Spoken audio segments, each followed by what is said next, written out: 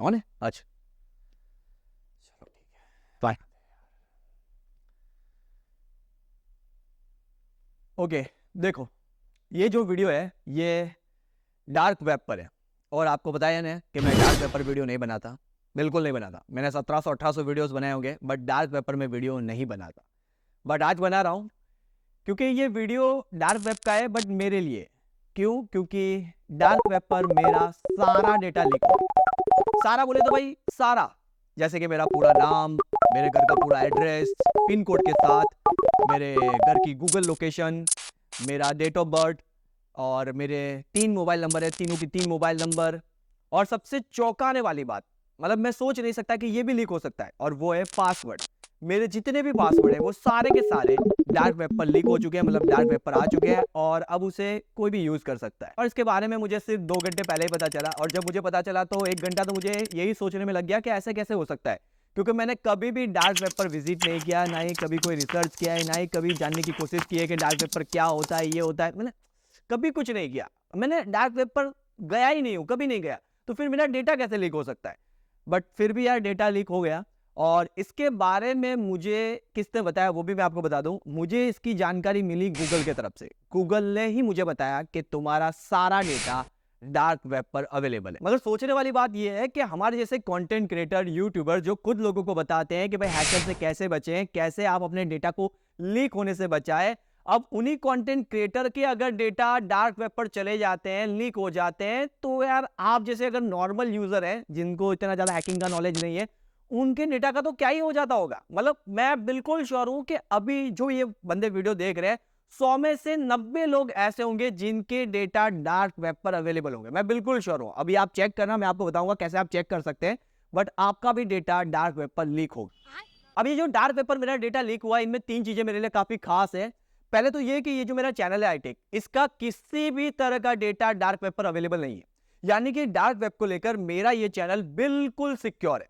दूसरे नंबर पर यह है कि मेरा किसी भी तरह का पेमेंट डेटा डार्क वेब पर अवेलेबल नहीं है। पेमेंट डेटा बोले तो जैसे कि मैं नेट बैंकिंग कर रहा हूं, या फिर किसी को भी ऑनलाइन पेमेंट ट्रांसफर कर रहा हूं, या फिर किसी वेबसाइट पर जाकर लॉग इन करके वहां पर कोई डिजिटल प्रोडक्ट मंगवा रहा हूं, या फिर कोई प्रोडक्ट के लिए ऑर्डर दे रहा हूं, पेमेंट कर रहा हूं, तो ऐसा कोई डेटा डार्क वेब पर नहीं है। अब देखिए इसमें भी कई सारे डेटा होते हैं, जैसे कि अगर आप किसी को पेमेंट करते हैं तो आपका ट्रांजेक्शन आईडी क्या था, आपने पेमेंट कितना किया, किस बैंक से किस बैंक में पेमेंट ट्रांसफर किया, साथ साथ में आपने पेमेंट करने के लिए किस पेमेंट गेटवे का यूज किया। तो ये जो डेटा होता है ना, ये डेटा मेरा डार्क वेब पर अवेलेबल नहीं है। मतलब पूरी तरीके से पेमेंट को लेकर भी मैं डार्क वेब से सिक्योर हूं। और तीसरी और सबसे खास वो चीज है जिसने मुझे इस डार्क वेब के बवंडर से बचा लिया, मतलब इस पूरे डार्क वेब के अंदर मैं फंस गया था, उसने मुझे बचा लिया पूरी तरीके से, मुझे मतलब बाहर निकाल दिया।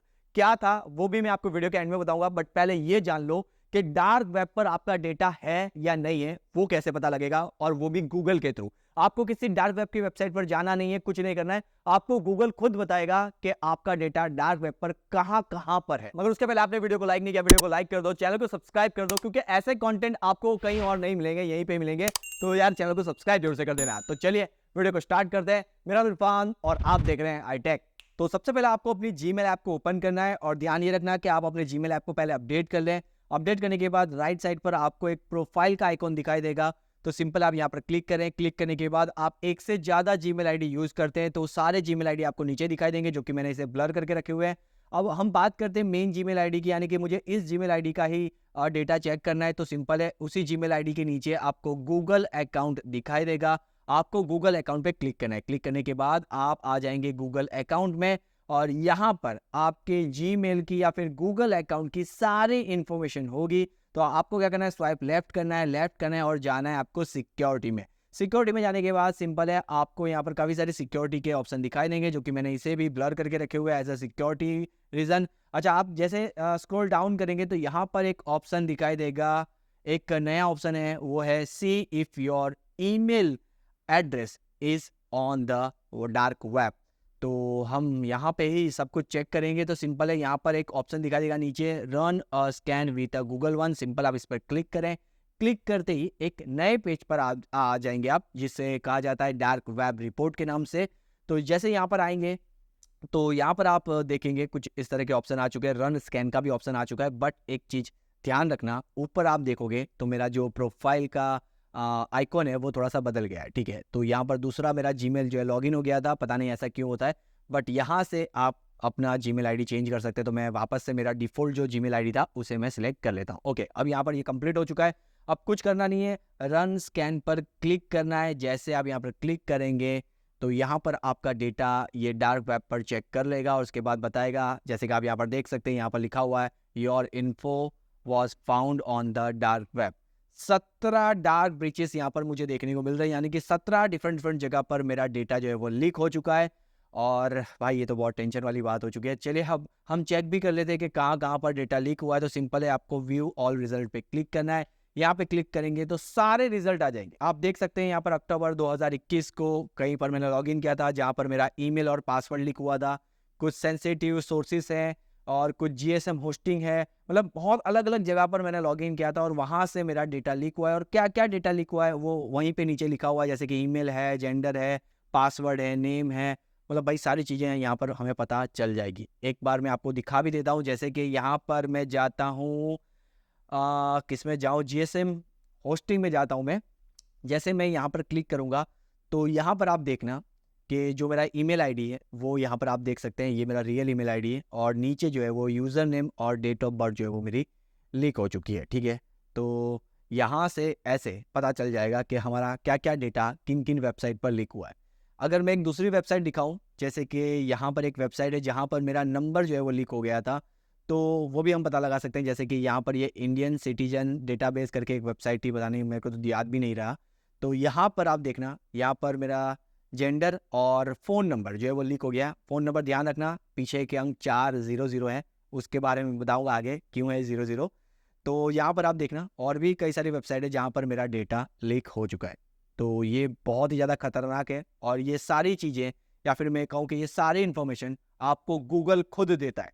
गूगल खुद आपको बता रहा है कि भाई यहाँ पर आपका डेटा इस दिन के दिन और इस सारी चीज़ों के अंदर लीक हुआ है। मतलब भाई गूगल बता रहा है, तो ये कोई फेक नहीं है, ये कोई मतलब स्कैम नहीं है, ये बिल्कुल रियल है। यहाँ पर रियली में आपका डेटा जो है वो डार्क वेब पर लीक हो चुका है। तो जो भी आपने देखा, ऐसे आप अपना खुद का भी डेटा चेक कर सकते हैं, अपने फैमिली मेंबर का चेक कर सकते हैं, अपने दोस्तों को भी इसके बारे में बता सकते हैं और ये पता लगा सकते हैं कि किन किन वेबसाइट के थ्रू, किन किन ऐप के थ्रू आपका डेटा डार्क वेब पर चला गया है। मगर मैं डार्क वेब के चक्रव्यूह से कैसे बाहर निकल आया, कैसे बच गया, वो भी मैं आपको बता देता हूं। तो यहां पर बात आती है पॉइंट नंबर 3 की, और वो है मेरा नॉलेज। देखो यार, मैं बहुत बड़ी बात तो नहीं करता, बट मुझे हैकिंग का काफी अच्छा खासा नॉलेज है और इसकी वजह से ही ये जो भी मेरा डेटा डार्क वेब पर लीक हुआ है, चाहे वो मेरा नाम हो, हाँ नाम में सिर्फ इरफान नाम सही है, बाकी का जो पीछे का नाम है वो बिल्कुल फेक है, मेरा एड्रेस हो, मेरी लोकेशन हो, मेरा नंबर हो या फिर मेरे पासवर्ड हो, ये सारी चीजें फेक है, झूठी है, ये रियल नहीं है। जो भी मतलब इसमें डेटा लीक है, यहाँ पर अगर वो कुछ भी कर लेता है तो मेरे अकाउंट पर किसी भी तरह का कोई असर नहीं होगा। हाँ, जीमेल मेरा सही है, बाकी का जितनी भी बाकी की है, मतलब यहाँ पर जितनी भी इंफॉर्मेशन है वो सारी की सारी फेक। क्यों? क्योंकि मुझे अच्छी तरीके से पता था कि अगर मैं आंखें बंद करके किसी भी वेबसाइट पर भरोसा करूंगा और सारी इंफॉर्मेशन सच्ची सच्ची वाली दे दूंगा, तो भाई कभी भी मेरा डेटा लीक हो सकता है। इसीलिए मैं कई सारी वेबसाइट पर अपनी फेक इंफॉर्मेशन सबमिट करता था।